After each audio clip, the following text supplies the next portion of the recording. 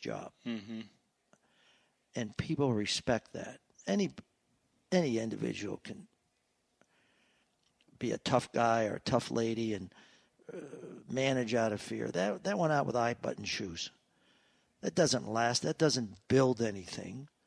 That creates friction. And people can't wait to leave. But when they respect you and you lead and they know the leaders and the management team they respect and they can be trained from and learn from, you build an organization. The most expensive thing in business, the most expensive line item is turnover. There is nothing more important in an organization than your employees. Nothing more expensive than turnover. And when you have turnover, and a lot of it, you will not be the leader in your industry. Now, if you have a monopoly, that's a little different. But I'm talking in capitalism. Yeah. You know, I can't help but think all the tourists that come to this town, they fly in, they go straight to the casino, into the nightclub, the fine dining establishments, and then they go back home, and that's their perception of the city. But there's an incredible class of working people here, not only for your organization, but in the casinos and the restaurants, people that are building all these houses around here. What would you say to somebody across the country that is looking to move to Las Vegas and make a life for themselves here? Because I want them to see and hear about the real life here. It's what my father said when I was born.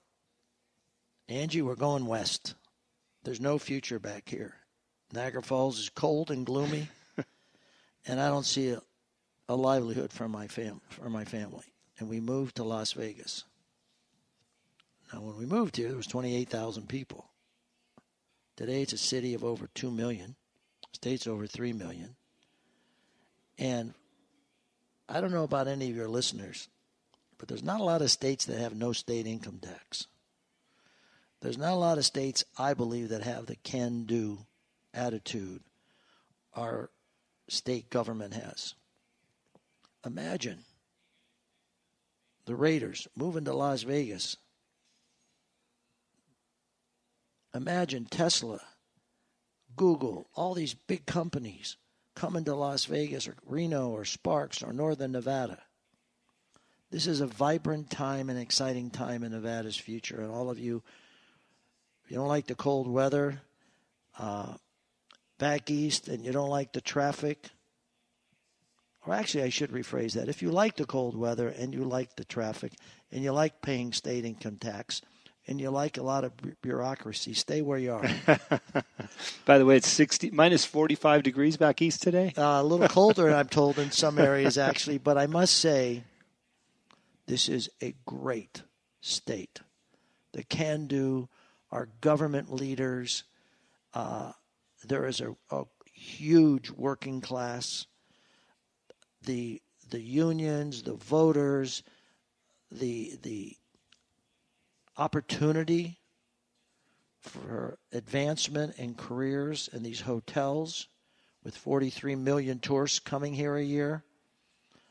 It's a real opportunity. It's a good living environment, and if you need a 24-hour pharmacy or you need a 24-hour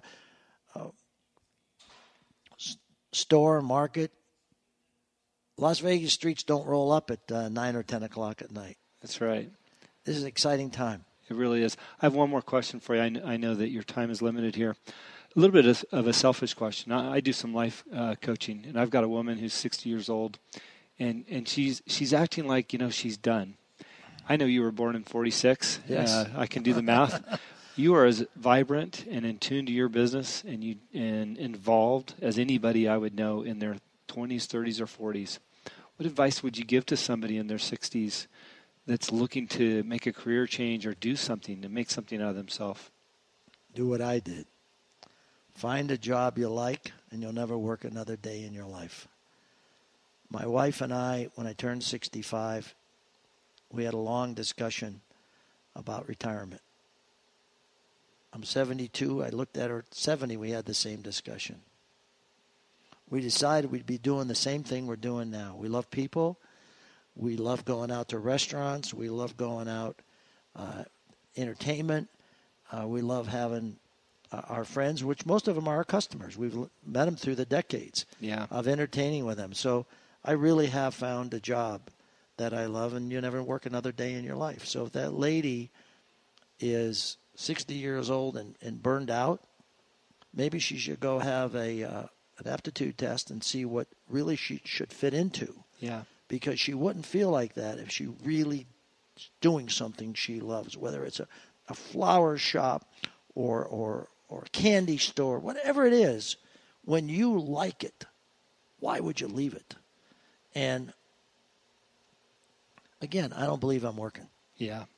Larry, it really shows that you're happy to be in this business and the accomplishments over the years I've watched from afar in my career. And just congratulations to you and everything you've done, and I really appreciate the time for you being on the show today. It was wonderful to be here and great to be with you. Thank you. Thank you. Well, I got to say that was time well spent with Larry, and I hope you enjoyed that interview. You know, what you can't see, well, you can't see it because this is an interview on a podcast. We don't film them. I really wish I had the resources to do that. If anybody wants to volunteer, I'll take you. I need somebody to film these things. But what you couldn't see is, you know, I asked Larry the first question or two, and he closed his eyes and he began to tell a story. And I think I consciously looked at the clock, and it was about 20 minutes later that he finally opened his eyes, and I started asking a few more questions. But, you know, he's so in tune to where he's been, what he's done, and where he's going, as well as the clinic, that I just hope when I'm in my 70s that I'm as passionate and well thought out and methodical about where I'm going, what I've done, as Larry is. And in our business, you know, I've been in the wine and spirits business for the last 25 years. Just an incredible accomplishment on Larry's part, with a tremendous amount of respect from my side, as well as all the other suppliers out there. We really appreciate who he is. I want to give a public thanks to David Meltzer, who introduced me to Larry via email. David is, he's my life coach that I reach out to and ask him all things in business and personal. And he's been a tremendous amount of help for me, and he's allowed me to meet some of these people like Larry along the way. So, David, thanks for that. I know that you're running a wonderful business and operation, and you're busy helping a lot of people. And as I always say in my shows, every morning sit down and write the things down that you know you have more than enough of, and realize how blessed we all are. And that comes from David Meltzer. I talk about that every show, as well as what you believe is what you will achieve, and we can certainly see that through Larry's story. So I wish you the best for the remainder of the week. I hope you enjoyed the show. If you did, please share it and or leave comments. Subscribe on iTunes if you have not already. It's free, and I really appreciate it because it helps our ratings. We're over 10,000 downloads on the show, and I'm just so grateful, and hopefully this message is resonating with enough people that we can change at least one life per show. That would be just a tremendous accomplishment and goal for me. So thank you. We look forward to delivering more shows next week.